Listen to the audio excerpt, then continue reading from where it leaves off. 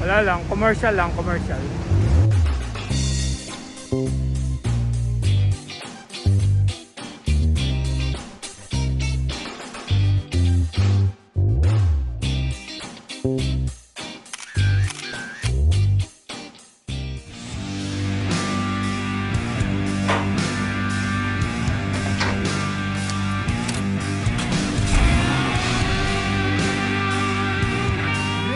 And good afternoon people. Andito tayo ngayon sa BGC 32nd Street to be exact.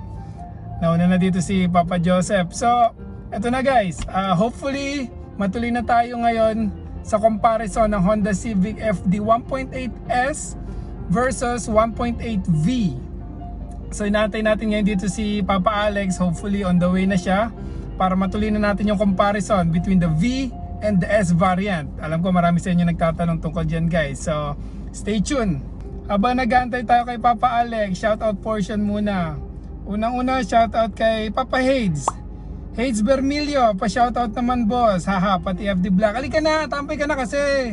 Sama ka dito sa amin. Shoutout number 2 kay Sir Richard David. Ito nagtatanong kasi ako nung nakaraan guys, kung hindi nyo pa napapanood, lagay ko yung link dito or dito. Regarding sa gulong kasi na-flatan ako, tapos medyo may edad na rin kasi yung gulong ko, so kailangan ng magpalit ng bagong set.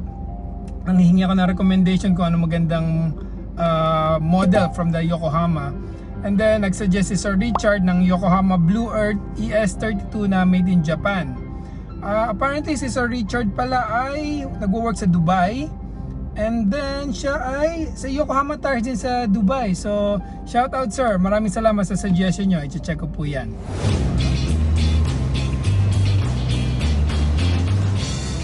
May nag-set kasi ng meeting time na 3:30 eh. Ngayon 2 o'clock. Mga early birds kami. So Papa Alex, ano, on the way ka na?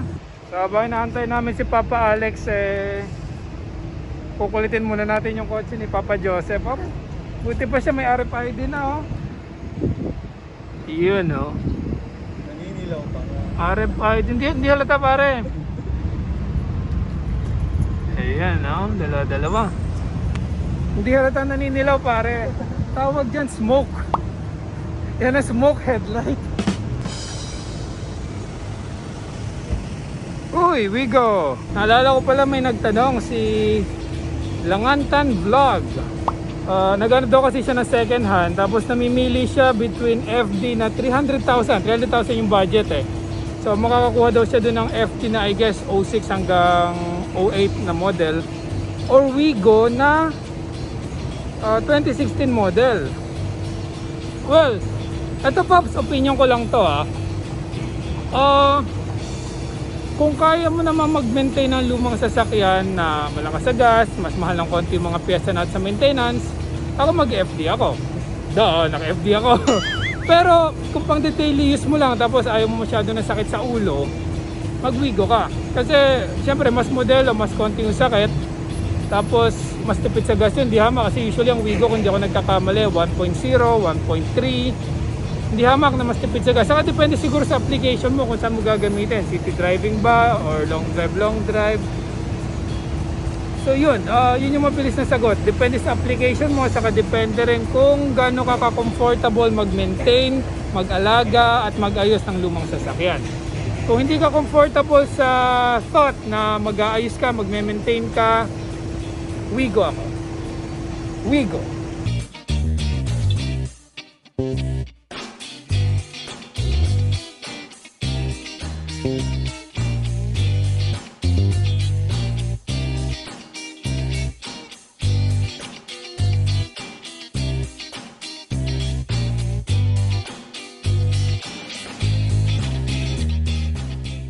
Stock Type R Mugen.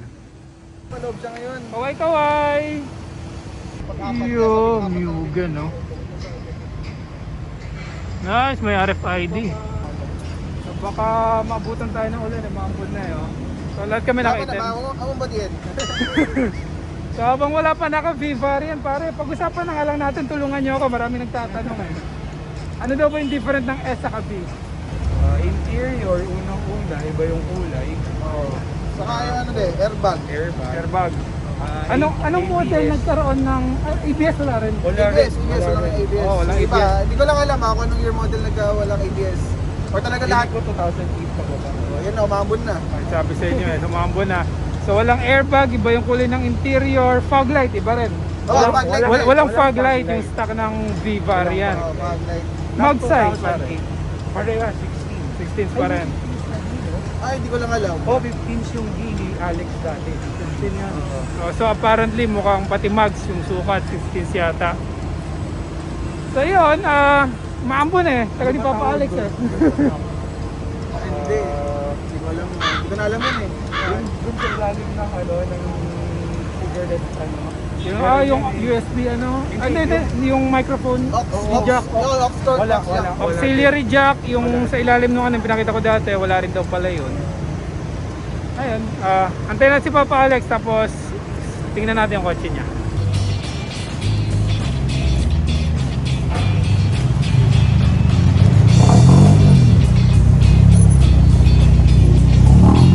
Wala naman na inikot mo.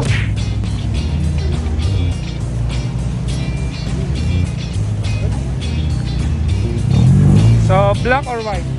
Panda. Papa Charles yung dumating, hindi pa rin si Papa Alex. Ibahin na lang kayo natin topic ngayon, no? So, wakas dumating si Papa Alex. Ayan, yung 1.8V na iba-vlog natin ngayon. May isang bagong dating. Start na natin. Game na. Medyo mahirap na vlogging to kasi may hawak kaming payong pero let's do it. Magsimula tayo sa labas. So sa exterior, naka aftermarket na mags yan pero yung stock niyan papi, anong sukat? 15s. 15s. Okay, so yung S usually nag-i-start sila sa 16s So yung stock pala ng V 15s. Ayan, so naka aftermarket. Tapos naturally wala siyang fog light. Yung kotse mo papi, anong year model? 2007, papi. 2007. Wala siyang fog light. Headlight niya, kung mapapansin nyo, ayan, malinis. As compare sa S, or baka sa MMC lang din yata ito smoke headlight.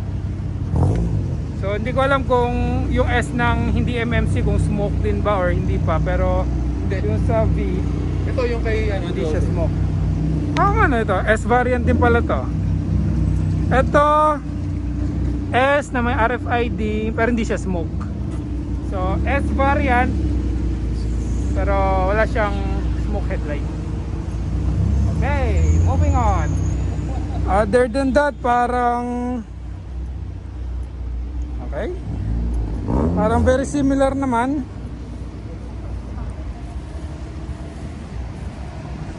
Oy, ganda ng muffler Grady. Yan, nice. Tingnan natin.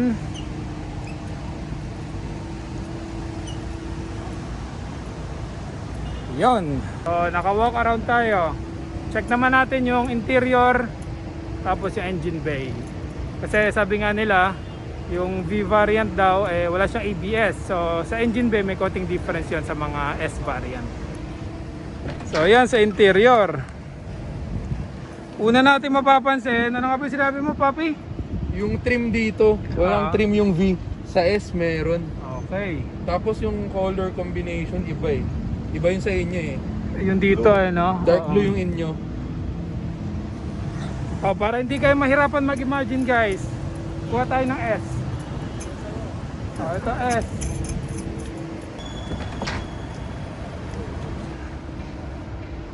So yan yung sa S. Okay, ito yung sinasabi niya iba yung may ganito, tapos ito magkaiba. Tapos kung mapapansin nyo, syempre malinis yung interior. Shoutout kay Papa Dan. Ayan, check natin dito yung kanyang driver side. Nice. Makikigulo. Oh, kuha tayo lighting. Mapapansin natin, kung mapapansin nyo guys, dito wala nakalagay na SRS ba yung nakalagay sa atin? Oo.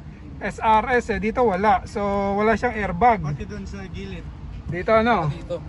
Wala rin siyang airbag. So dapat pag naka-V ka, ayusin mo mag-drive. walang airbag to. Next, kung mapapansin nyo, dito, bunutin ko lang papi yung sa S variant, usually meron ditong auxiliary yung 3.5mm jack. Hindi ko alam kung 3.5mm jack para sa sounds nyo. Wala lang, baka hindi nyo alam. Isa yan sa difference din. Yung dito pare, may USB ka? Wala. Wala rin? Wala rin. Yung sa loob, no? Parang wala. Alam ko wala. So, ayun. Kasi yung sa S, usually may nakatago ditong... wala nga. Yung sa S, may nakatago diyang USB port para pwede nyo pagsaksakan ng USB speaker. USB, yung para sa sound, diba? Dito wala. So, ano pang difference? Okay, same naman. Meron. Okay, same pa rin naman. Siyempre, mas marami siyang similarity kaysa sa difference kasi S saka V variant naman to. So, yun. Check natin yung hood. Wala. Correction guys. Yung sinasabi kong USB para sa loob, sa MMC model lang pala meron nun sa 09 to 011. Yung 1.8 na S na hindi pa MMC, 2008 pababa, wala rin pala.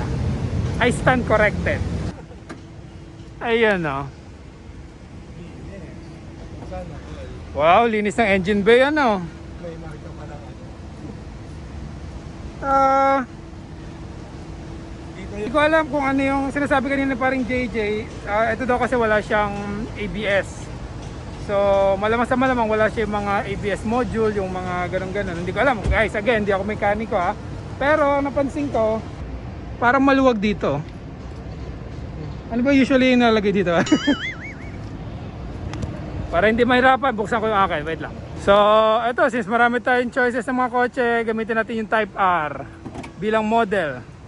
Freelance model. Madumi. Yun, no? Ito. Ayun. So ito yung ano ba tawag? Yung ABS. Yan yung ABS, ano ba tawag dyan? Mechanism, module, kung ano man basta yan. So yung S may ganyan. Yung V kanina wala. Di ba? Yan. Ayun, gaano ba ka-importante sa iyo ang ABS? Depende yun sa iyo. Ano pa papi? May mga nakalimutan pa ba tayong difference ng S saka ng V ba? Ayan. Parang wala naman nakover natin lahat. Emblem. Wala, hinubad ko na yung akin So, bakit V variant, papi? Ang nakuha mo? Or kinuha mo? Bakit V? Hindi kasi yung first owner nung V, kaibigan ko. Okay. Yung unit na yan. Kaya At least, mas importante yun minsan yung history ng sasakyan kaysa kung ano yung sasakyan mismo. Minsan mas importante pa nakilala mo yung history para iwas sa sakit sa ulo. So like I said, may ginagawa akong guide on how to buy a second-hand car, particularly FD. Abang-abang lang guys.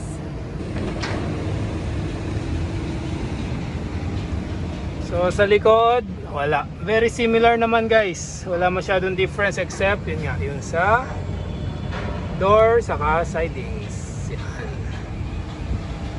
Pero naman hindi na natin kailangan i-test drive guys.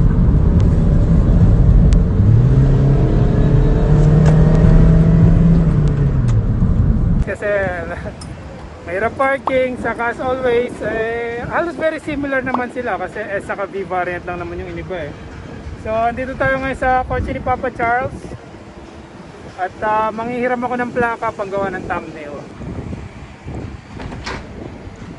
Yun pang thumbnail.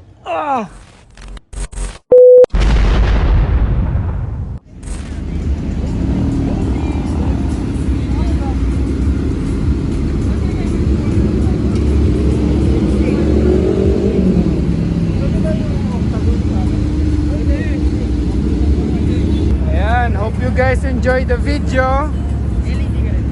Medyo ginabi na kami dito. Tingin lang tayo ng mga setup nila.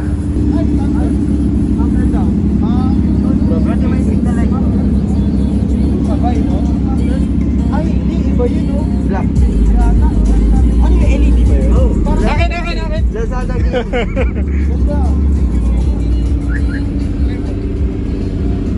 So anyway, yun lang muna for now. Ayaw matanggal. Hope you guys enjoy this video. If you do, don't forget to leave a like naman dyan. Kung di pa kayo nakasubscribe, kung gusto nyo naman yung mga content natin, subscribe na. So yun lang muna for now guys. Signing out and see you on our next vlog.